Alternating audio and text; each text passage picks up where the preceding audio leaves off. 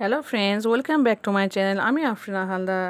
তো সবাই কেমন আছেন? আমি তো খুব ভালো আছি, আশা করছি আপনারাও খুব ভালো আছেন।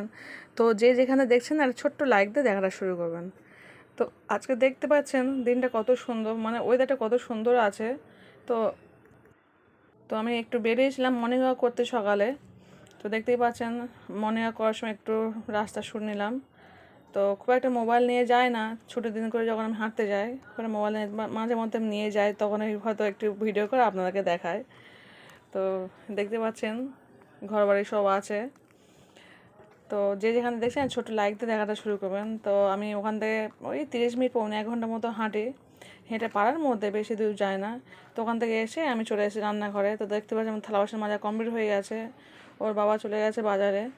তো আমি এদিকে আমি গ্যাসটা সব মুছে নিয়েছি। সারা সপ্তাহ খুব একটা সময় পাই না, ছুটির দিন করে একটু ভালো করে কাজ বাজ সব করে নিই। এমনি সময় তো ঝপঝপ ঘুম থেকে উঠেই আমি রান্না বান্না শুরু করে দিই।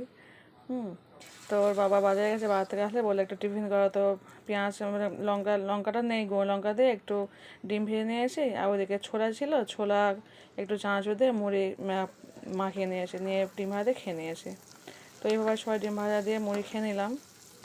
তো তারপর ওর বাবা বাজার থেকে মাংস নিয়ে এসছে, বললো আজকে চিকেন কষা করো, ঝাল ঝাল চিকেন কষা করো। তো আমার খুব জানেন খুব একটা আমি ঝাল খাই না, মানে খুব একটা দু একটা কাঁচা লঙ্কা হয়তো ফেলে দিই। তো আজকে আমার ছেলে বললো মা আজকে একটু ঝাল ঝাল করো, সবসময় তো হালকা হালকা খাওয়া হয়। তো ভাবলাম ঠিক আছে, ওরা বলছে তাহলে করি। তো দেখতে পাচ্ছি আমাদের খাওয়া দাওয়া হয়ে গেলে আমি চলে এসেছি রান্নাঘরে। তো নিয়ে নিয়েছি 750 গ্রাম মুরগির মাংস, আর এদিকে আদা রসুন নিয়েছি, পেঁয়াজ নিয়েছি, এদিকে জিরে মরিচ, মাংসের যে মশলাগুলো হয়, আর এদিকে আলু নিয়ে নিয়েছি। তো দেখতে পাচ্ছেন সব মশলাগুলো আমি নিয়ে নিয়েছি, সমস্ত উপকরণ নিয়ে বাছা হয়ে গেছে আমার। এদিকে আমি ভাতটাকেও বসিয়ে দিয়েছি। তো ভাতটা বসিয়ে দেওয়ার পরে আমি এবার বান্নাটা করে নেবো। তো আমি যখন ছুটি পাই না, আমি এই শিলনোড়ায় বেটে খাওয়াটা খুব পছন্দ করি। মানে হামানদির সাথে এমনি সময়টা করি, আর মাঝে মধ্যে হয়তো মিক্সচার মেশিনেও করি।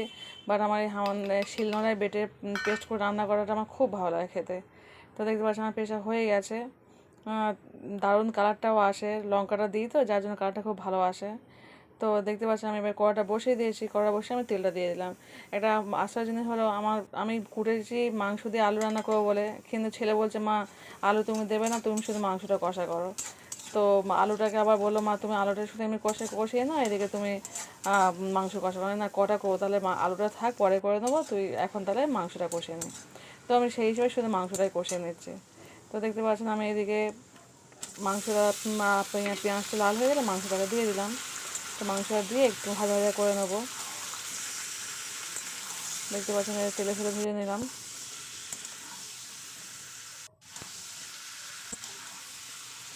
বেশ 5-7 মিনিট আমি তেলের উপরে মাংসটাকে ভেজে নেবো, যে মাংসের এই যে একটু থাকে না সেটা বেরিয়ে আসে, জল যতটুকু থাকে।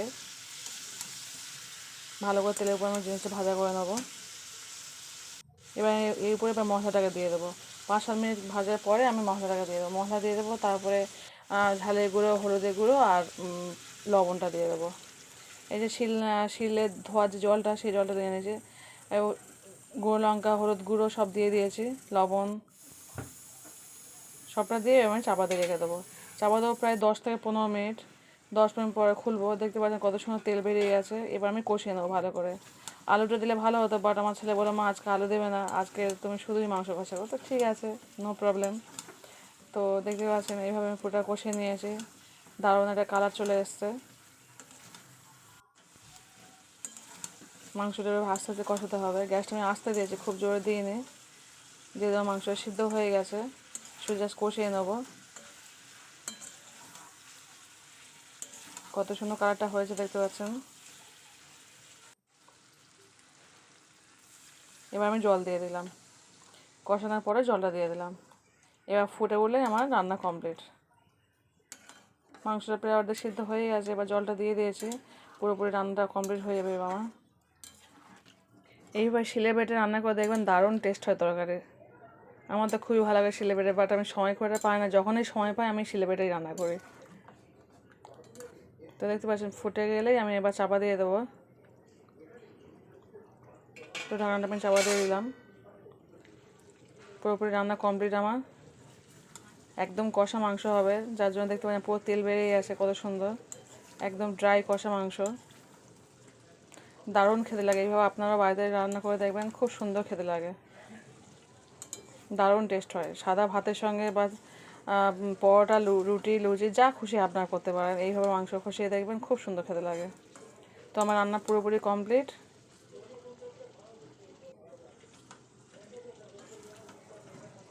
কালারটা দেখেই বুঝতে পারছেন কত সুন্দর কালারটা হয়েছে, খুব সুন্দর কালারটা হয়েছে। মাংস কষাটাও দারুণ হয়েছে।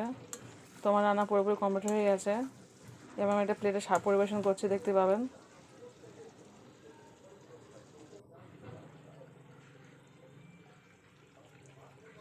সাদা ভাতের সঙ্গে তো অবশ্যই খাবেন, তাছাড়া রুটি, লুচি প্রত্যেকটা জিনিসের সঙ্গে এই মাংস কষাটা খুব ভালো লাগবে। তো আমি এখন প্লেটে একটা পরিবেশন করছি, দেখতে পাচ্ছেন।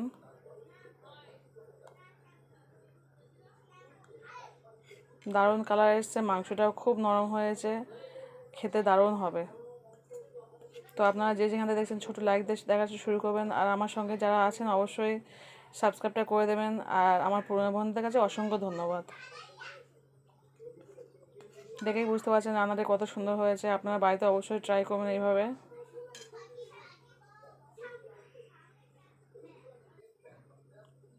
তো আমরা এবার খেতে বসে যাব।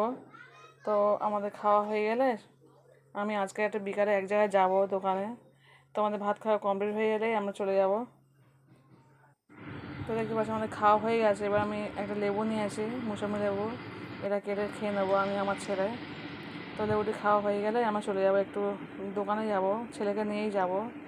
তো দেখতেই পাচ্ছেন আমাদের বাইপাসের উপরে এটা ক্যামেরাটা করছে আমার ছেলে, যার জন্য ক্যামেরাটা একটু ঘুরে গেছে।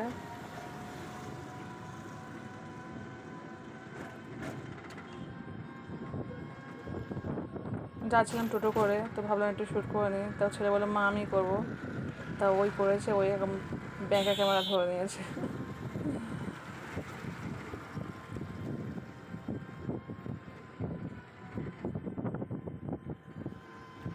এটা ফ্লাইওভারের উপরে আমাদের এখানে।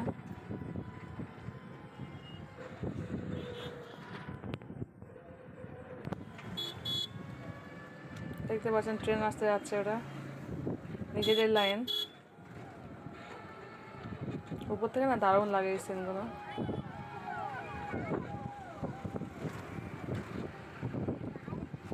তো আমার দোকান থেকে চলে এসেছি, কিছুক্ষণ ছিলাম, তারপর দোকান থেকে চলে এসেছি।